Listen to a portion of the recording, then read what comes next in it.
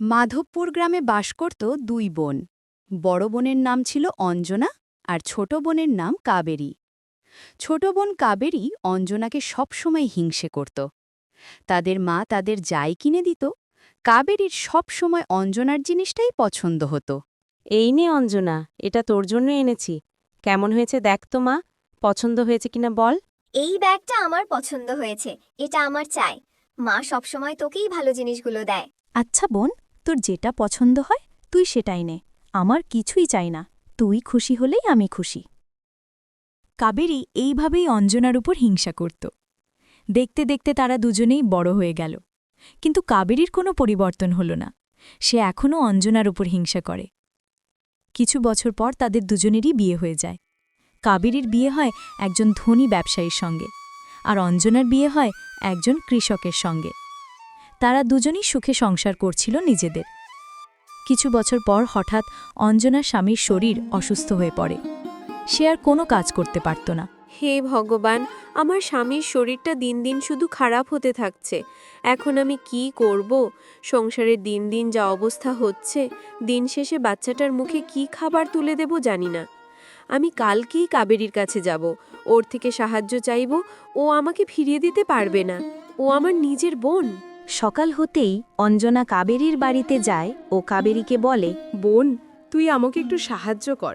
তোর জামাইবাবুর কয়েক মাস ধরে শুধু শরীর খারাপ, কাজেও যেতে পারে না, সংসারে ভীষণ অভাব। আমার শুধু বাচ্চাটার জন্য চিন্তা হয়। তুই যা বলবি আমি তাই কাজ করতে রাজি আছি।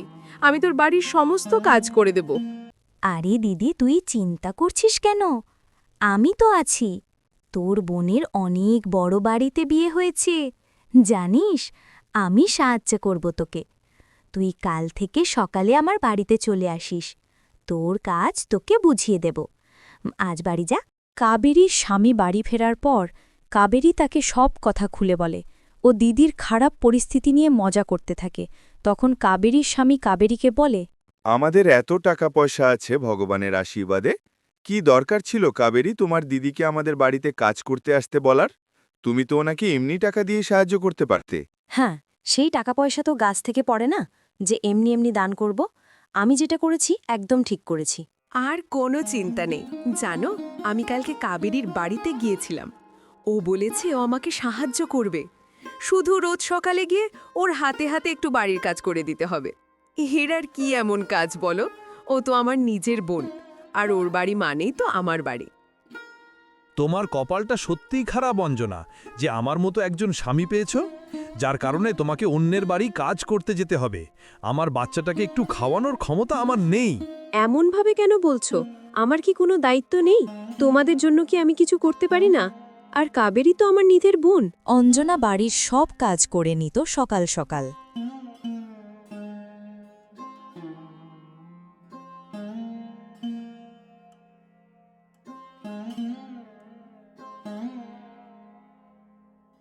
প্রতিদিন সকালে অঞ্জনা নিজের সংসারের সব কাজ সেরে কাবেরীর বাড়ি ছুটে যেত। কাবেরী তাকে বলতো, কিরে দিদি, আজও দেরি হয়ে গেল? এত বড় বাড়ির কত কাজ পড়ে থাকে, আর তুমি আরামে বসে থাকো। এসেছ যেহেতু, চলো কাজে লেগে পড়ো। ক্ষমা কর বোন, রাতভর আমার মেয়ে পেট ব্যথায় কেঁদেছে, তাই দেরি হয়ে গেল। আমি তাড়াতাড়ি সব কাজ সেরে ফেলব। ঠিক আছে, আগে উঠোন আর বসবার ঘর ঝেড়ে মুছে চকচকে কর। তারপর রান্নাঘরের সব বাসন মাজবি, রান্না করবি। কাজ কিন্তু ঠিক মতো হওয়া চাই। অঞ্জনা চুপচাপ লেগে যেত কাজে। বাড়ির প্রতিটি কোণা ঝেড়ে মুছে পরিষ্কার করত, পুকুরে গিয়ে বাসন মাজত, রান্না করত।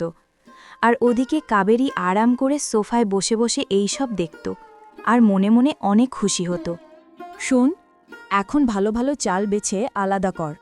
ভাঙা চাল আর আবর্জনা আলাদা করে দে। আমাদের বাড়িতে তো কেবল ভালো চালই রান্না হয়। অঞ্জনা সব কাজ শেষ করে চাল বাছাই করত। তার মনে আশা থাকত, কাবেরী যেভাবে বলেছে হয়তো ওই চাল থেকে কিছুটা সেও পাবে। কিন্তু সব কাজ সেরে যখন অঞ্জনা বাড়ি ফিরতে যায়, কাবেরী বলে, এই দিদি, ভাঙাচোরা চাল তো আমার ঘরে কেউ খায় না, তুই নিয়ে যা, তোমাদের ঘরে খেয়ে নেবে। একটু ভাঙাচোরা চালের থলি ধরিয়ে দিত।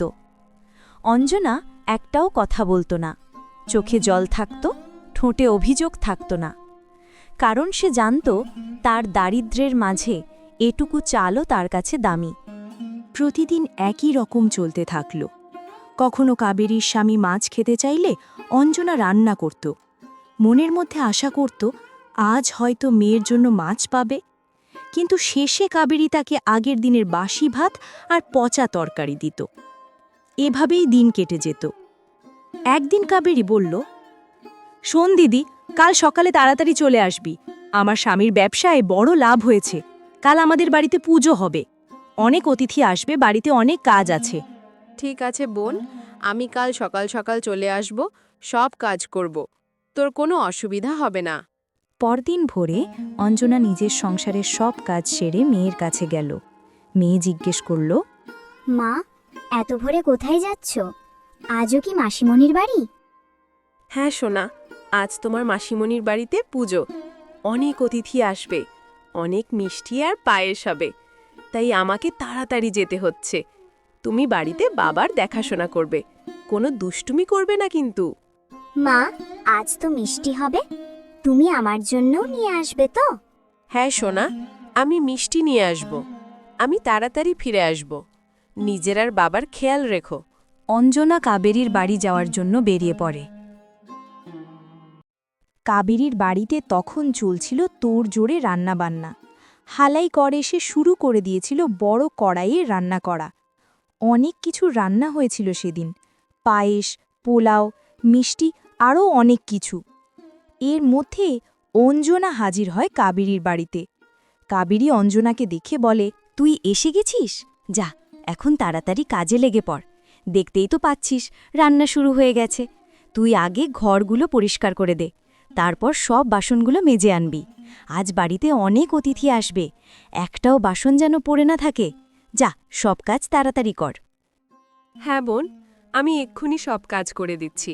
তুই কোনো চিন্তা করিস না। তুই পুজোর দিকে যা। বাড়িতে এত অতিথি, তুই তাদের কাছে গিয়ে গল্প কর, তাদেরও ভালো লাগবে। অঞ্জনা সমস্ত কাজ করতে শুরু করে। কিছুক্ষণ পর শুরু হয়ে যায় পুজো। কাবেরী তার স্বামীর পাশে সেজেগুজে বসে পুজোর জন্য। খুব বড় করে পুজোর আয়োজন করা হয়। সমস্ত অতিথিরা এর মধ্যে এসে হাজির হয়েছেন।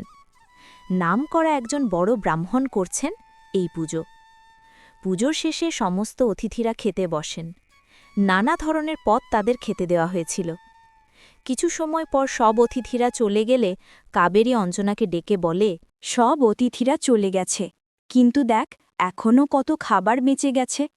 তুই এই খাবারগুলো রান্নাঘরে তুলে রাখ, আর যে মিষ্টিগুলো ভেঙে গেছে ওইগুলো আর পায়েসের বাসনের তলায় যেটুকু লেগে আছে ওটা আলাদা করে রাখ। অঞ্জনা কোনো কথা বলে না, চুপচাপ নিজের কাজ করতে থাকে। সমস্ত বেঁচে যাওয়া খাবার কাবেরীর কথা মতো রান্নাঘরে তুলে রাখে। সব কাজের পর অঞ্জনা যখন বাড়ি যাবে তখন কাবেরী তাকে তার ঘরে ডাকে। তার হাতে ছিল একটা পুটলি। কাবেরী অঞ্জনাকে পুটলিটা দিয়ে বলে, দিদি, এটা তোর জন্য। ওই যে ভাঙা মিষ্টি আর বাসনে লেগে থাকা পায়েসটা তোকে আলাদা করে রাখতে বললাম, এটা সেটাই। তুই তোর মেয়েকে দিস, ও খুব খুশি হবে। অঞ্জনা কোনো কথা বলে না, চুপচাপ পুটলিটা নিয়ে বাড়ি যাওয়ার উদ্দেশ্যে রওনা দেয়। আজ অঞ্জনা বুঝে গিয়েছিল যে কাবেরীর মধ্যে হিংসা আর অহংকার ছাড়া অন্য কিছুই নেই। বাড়ি যাওয়ার পথে অঞ্জনা লক্ষ্য করে গ্রামের সবথেকে পুরনো শিব মন্দিরের দিকে। এই মন্দিরটি ছিল অত্যন্ত জাগ্রত। অঞ্জনা কাঁদতে কাঁদতে মহাদেবকে বলে, হে মহাদেব, আজ আমি আপনার কাছে শেষবার এলাম। এই দারিদ্র্য আর অপমান আর সহ্য হয় না। আমার জীবন শেষ করে দিন। আমার মেয়েটা আর আমার চোখের জল না দেখুক। আজও সে অপেক্ষা করছে যে মা মিষ্টি নিয়ে ফিরবে, কিন্তু আমি ফিরছি শুধু ভাঙা মিষ্টির টুকরো আর পোড়া পায়েস নিয়ে। ওকে কি বলবো যে তার মা অন্যের থালা ধোয়ায় আর বেঁচে যাওয়া নষ্ট খাবার নিয়ে আসে রোজ? অঞ্জনা চোখের জল মুছে ও বাড়ির যাওয়ার জন্য বেরিয়ে পড়ে। অঞ্জনার আর্তনাদ যেন ভগবান শিব শুনলেন। মহাদেবের চারদিক আলোকিত হয়ে উঠল। মহাদেব যেন অঞ্জনাকে আশীর্বাদ করলেন। অঞ্জনাকে বাড়ি ফিরতে দেখেই তার ছোট্ট মেয়ে সোনাই তার কাছে ছুটে আসে। ও মায়ের কাছে জানতে চায়। মা, তুমি এসেছো? দেখো না, আমি কতক্ষণ থেকে অপেক্ষা করছি। মিষ্টি এনেছো তো? হ্যাঁ মা, আমি তোমার জন্য মিষ্টি এনেছি। চলো ভিতরে চলো, তারপর দিচ্ছি। অঞ্জনা কাঁপা হাতে পুঁটলি খুলল। দেখে সে স্তব্ধ। পুঁটলির মধ্যে এখন নেই ভাঙাচোরা মিষ্টি, নেই পোড়া পায়েস, রয়েছে রঙিন লাড্ডু, সন্দেশ, জিলিপি আরও কত রকমের মিষ্টান্ন। সোনাই আনন্দে লাফিয়ে উঠল। হে ঈশ্বর, এ তোমার কেমন দয়া ভগবান! তুমি আছো প্রভু, আমার মেয়েটার মুখে একটু হাসি ফুটেছে। সকলের মঙ্গল করো ভগবান। হঠাৎ অঞ্জনার স্বামী উঠে বসে ও অঞ্জনাকে বলতে শুরু করে। অঞ্জনা, দেখো, আমার শরীরে আর কোনো কষ্ট নেই। আমি পুরোপুরি ঠিক হয়ে গেছি। অঞ্জনা অবাক হয়ে যায়। ও বলতে থাকে, এই সবই ভগবানের দয়া গো। কিছুক্ষণ পর তারা তিনজন মিলে মন্দিরে গেল পুজো দিতে ও ভগবানকে ধন্যবাদ জানাতে। বাড়ি ফিরে তারা ঘরে ঢুকতেই অবাক হয়ে যায়। সারা ঘর জুড়ে রয়েছে সোনা। তখন অঞ্জনার স্বামী তাকে জিজ্ঞেস করে। এইসব কি হচ্ছে অঞ্জনা আমাদের সাথে? তুমি কিছু জানো? অঞ্জনা তখন তার স্বামীকে সব বলতে শুরু করে যে কাবেরীর বাড়িতে আজ কি হয়েছিল। কাবেরী দিনের পর দিন তাকে অপমান করত, কিন্তু আজ যেটা সে করেছে সেটা অঞ্জনা সহ্য করতে না পেরে বাবা মহাদেবের মন্দিরে গিয়েছিল আর নিজের দুঃখের কথা বলেছিল। তাই তিনি তাদের এই দুঃখ ঘুচিয়েছেন। তারা সেই সম্পদের কিছু টাকা দিয়ে গ্রামের মধ্যে একটি নতুন সুন্দর বাড়ি কিনে নেয়। অঞ্জনার স্বামীর শরীর ভালো হয়ে যাওয়ায় সে আবার চাষ করতেও যেতে থাকে। তারা খুব সুখে সংসার করতে থাকে। ওদিকে কাবেরী বসে বসে অঞ্জনার কথা ভাবতে থাকে। এতদিন হয়ে গেল অঞ্জনা কাজে আসছে না কেন? কিছু কি হয়েছে? ওর তো স্বামীর শরীর খারাপ ছিল, তার কিছু হলো নাকি? কাবেরী তার চাকর রঘুকে ডেকে বলে, যাও, এক্ষুনি অঞ্জনার বাড়িতে যাও, গিয়ে দেখো তো মহারানী এতদিন কেন কাজে আসছে না, তাড়াতাড়ি খবর নিয়ে আসো। রঘু অঞ্জনার বাড়ির সামনে গিয়েই অবাক হয়ে যায়। তখন সে চুপি চুপি জানালা দিয়ে উঁকি মেরে দেখে যে অঞ্জনা তার মেয়ের সঙ্গে খেলা করছিল। তারা খুব সুখেই আছে। কিন্তু রঘু ভাবে, হে ভগবান, এসব কি করে সম্ভব হলো? এরা তো খুবই গরিব ছিল। যাই, এক্ষুনি গিয়ে মালকিনকে বলতে হবে সব। দিদিমণি, আপনার দিদি তো এখন কোটিপতি হয়ে গেছে। কত বড় বাড়ি এখন তার! আপনার বাড়ির থেকেও অনেক বড় বাড়ি। আমি জানলা দিয়ে উঁকি মেরে দেখেছি সব। আর আপনার জামাইবাবু, ও এখন নাকি কাজে যায়। তার শরীর এখন পুরোপুরি ঠিক হয়ে গেছে। আমি সব খবর এনেছি। এবার আপনার কি হবে দিদিমণি? আপনি তো আর আপনার দিদিকে ঝিয়ের মতো কাজ করাতে পারবেন না। তুমি কি দিনে দুপুরে স্বপ্ন দেখছো নাকি? যার দুপুরে খাবার খেলে রাতে কি খাবে সেটা ঠিক ছিল না, তার নাকি এখন আমার থেকেও বড় বাড়ি আছে। পাগল হয়ে গেছো তুমি। তোমাকে আমার ওখানে পাঠানোটাই ঠিক হয়নি। তোমার দ্বারা কোনো কাজ হবে না, দূর করে দিতে হবে সবকটাকে। আপনার যদি আমার কথা বিশ্বাস না হয়, তাহলে বরং আপনি নিজে গিয়েই দেখে আসুন। কাবেরীর স্বামী বাড়ি ফিরতেই কাবেরী তাকে বলতে শুরু করল, আজ রঘুকে পাঠিয়েছিলাম অঞ্জনার খোঁজ নেওয়ার জন্য। ওর নাকি এখন অনেক বড় বাড়ি হয়েছে, অনেক টাকাও হয়েছে। এত টাকাও কোথায় পেল? ওর কাছে দুবেলা ঠিকমতো খাবার টাকা ছিল না, আর এখন এসব কোথায় পেল? সে যেখান থেকেই পাক, তাতে আমাদের কি কাবেরী? তবে আর যাই হোক, তোমার দিদির কষ্টের দিন এতদিনে শেষ হল। উনি অনেক কষ্ট করেছেন, এমনকি আমাদের বাড়িতে কাজও করেছেন। ভগবান যা করেন ভালোর জন্যই। কাবেরী মনে মনে ভাবল যে রহস্যের সমাধান তাকেই করতে হবে। অঞ্জনা এত টাকা কোথায় পেল সেটা তাকে জানতেই হবে যে কোনো মূল্যে। তাই সে কিছুক্ষণ পরেই অঞ্জনার বাড়ি যাওয়ার জন্য বেরিয়ে পড়ে। কাবেরী অঞ্জনার বাড়ির সামনে আসতেই অবাক হয়ে যায়। সে সঙ্গে সঙ্গে ভিতরে প্রবেশ করে ও অঞ্জনাকে দেখে জানতে চায়, কী রে দিদি, এতদিন হয়ে গেল তুই কাজে আসছিস না? আরে কাজে আসবিই বা কেন? এত বড় বাড়ি, এত কিছু, আর কাজ করার কি দরকার? তা দিদি, এই সব কি করে হলো? তোরা তো ঠিকমতো খেতেও পেতি না, এই সব কি করে হলো?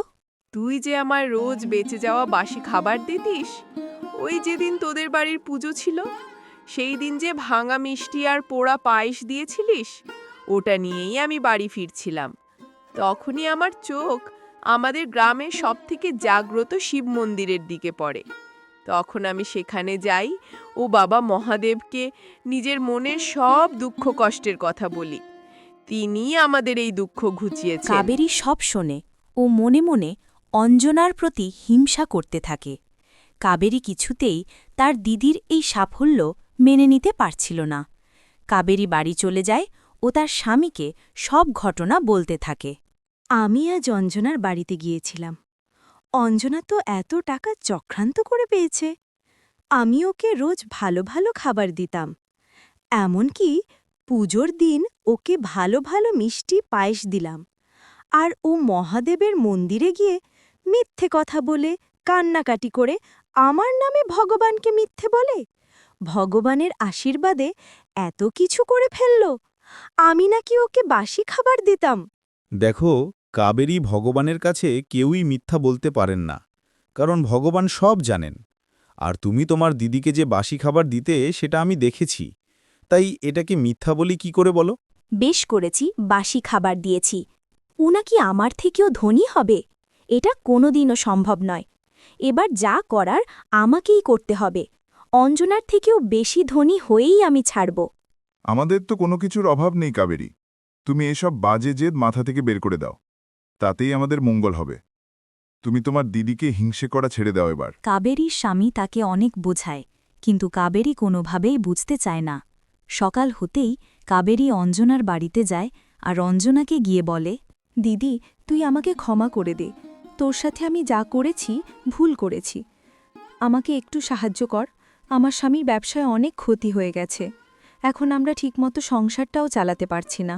দূর পাগলি, তুই কেন ক্ষমা চাইছিস? আমি তোর নিজের দিদি, তোর মায়ের মতো। আর আমার তোর প্রতি কোনো রাগ অভিমান নেই। তুই ছোট, তুই ভুল করতেই পারিস। আমি তোকে সাহায্য করব। না দিদি, আমি টাকা পয়সার কোনো সাহায্য চাই না। তুই আমাকে তোর বাড়িতে কাজে নিয়ে নে, আর আর তার বদলে তুই আমাকে একটু খাবার দিয়ে দিস, তাহলেই হবে। আচ্ছা ঠিক আছে, তুই এমনি এমনি সাহায্য যখন নিবি না, তখন ঠিক আছে। তুই বরং আমার হাতে হাতে একটু কাজ করে দিস। তুই যা জেদি, আমার কথা তো শুনবি না, কি আর বলবো। তুই এসে গেছিস, চল বসবি, চল একসাথে অনেক গল্প করব। না রে, বসলে চলবে না। আমি বরং কাজে লেগে পড়ি। কাবেরী ঘরের কাজ করতে শুরু করে। সে যখন বাড়ি চলে যাবে, তখন অঞ্জনা একটি খাবারের ব্যাগ নিয়ে সে কাবেরীকে দিতে যায় ও বলে, এই নে বোন, এতে ভাত, মাংস আর পায়েস আছে, তুই এটা বাড়িতে নিয়ে যা। না না, আমার এইসব খাবার চাই না। আমি যেমন তোকে বাসি খাবার দিতাম, তুইও আমাকে সেটাই দে। অঞ্জনা কাবেরীর কথা শুনে অবাক হয়ে যায়। সে কিছুতেই তার বোনকে বাসি খাবার দিতে চায় না, কিন্তু কাবেরীর জোড়াজড়িতে অঞ্জনা বাধ্য হয় তাকে বাসি খাবার দিতে। কাবেরী সেই বাসি খাবার নিয়ে বাড়ি চলে যায়। পরের দিন সে আবার কাজ করতে চলে আসে। বাড়ির কিছু কাজ করে ও যাওয়ার সময় অঞ্জনার থেকে জোর করে বাসি খাবার নিয়ে যায়। এইভাবেই কয়েকদিন কেটে যায়। বেশ কিছুদিন যাওয়ার পর কাবেরী আজ অঞ্জনার থেকে বাসি খাবার নেয় ও সেই মন্দিরের দিকে যায়। কাবেরী মন্দিরে গিয়ে মহাদেবের কাছে কাঁদতে কাঁদতে বলতে শুরু করে, হে মহাদেব, আমি খুব গরিব। আমার দিদি আমাকে সব সময় বাসি খাবার দেয়। আপনি আমাকে দয়া করুন, আমার জীবন পাল্টে দিন। মহাদেব কাবেরীর এই মিথ্যা কথায় রুষ্ট হন। মহাদেবের তিলক থেকে একটি জ্যোতি বেরিয়ে আসে। মন্দিরের ভিতর থেকে কথা ভেসে আসে, হে মুখ্য লোভী নারী, তুই হয়তো ভুলে গেছিস তুই কার কাছে এসে কথা বলছিস। এত অহংকার, হিংসা আজ সব শেষ হবে। আমি তোকে অভিশাপ দিলাম। যা বাড়ি গিয়ে দেখ তুই সত্যি সর্বহারা হয়েছিস। তোকে আর দারিদ্র হওয়ার অভিনয় হবে না। হে মহাদেব, আমাকে আপনি ক্ষমা করে দিন। আমি যা করেছি ভুল করেছি। দয়া করুন প্রভু, আমাকে এত বড় অভিশাপ দেবেন না। কাবেরী কাঁদতে কাঁদতে মন্দির থেকে বেরিয়ে গেল। মন্দির থেকে বেরিয়ে সে দৌড়ে বাড়ির কাছে গিয়ে দেখে তাদের সেই বিশাল অট্টালিকা এক ভাঙা কুঁড়ে ঘরে পরিণত হয়েছে। কাবেরী দৌড়ে ঘরের ভিতরে গিয়ে দেখে তাদের ঘরের সব সোনা টাটা পয়সা সব কিছু ধুলোয় ও মাটিতে পরিণত হয়েছে। কাবেরী কাঁদতে কাঁদতে বাইরে চলে আসে। সে ঘরের উঠানে বসে কাঁদতে থাকে। তখন সেখানে কাবেরীর স্বামী হাজির হয়। ও কাবেরীকে জিজ্ঞেস করে, এই সব কিভাবে হলো কাবেরী? আমার এত বছরের কষ্ট করে বানানো বাড়ি, টাকা গহনার এ কি অবস্থা হয়েছে? এইসব কি করে হলো? আমার প্রশ্নের উত্তর দাও কাবেরী। কাবেরী ভয় লজ্জায় কাঁদতে কাঁদতে তার স্বামীকে সব বলতে থাকে সে তার দিদির সাথে কি করেছে এবং সে অঞ্জনার প্রতি হিংসা করেছিল এবং আজ গ্রামের মন্দিরে ঘটে যাওয়া ঘটনার সব ঘটনা বলতে থাকে। মহাদেব যে তাকে তার হিংসা আর অহংকারের শাস্তি হিসাবে এই অভিশাপ দিয়েছেন সেটাও বলে। সব শোনার পর কাবেরীর স্বামী তাকে বলে, আমি তোমাকে আগেই সাবধান করেছিলাম, কিন্তু তুমি নিজের জেদ হিংসা অহংকারে জর্জরিত হয়ে গিয়েছিলে। এখন শুধু তোমার জন্য আমার এতদিনের সব পরিশ্রমের ফল ধুলো আর মাটিতে পরিণত হয়ে গেল। তবে যা হয়েছে ভালোর জন্যই হয়েছে। এতে তোমার অহংকার আর হিংসা শেষ হবে হয়তো। কাবেরীর জীবনে সুখ সমৃদ্ধি আর রইল না। তার লোভ আর হিংসাই তার জীবন শেষ করে দিল।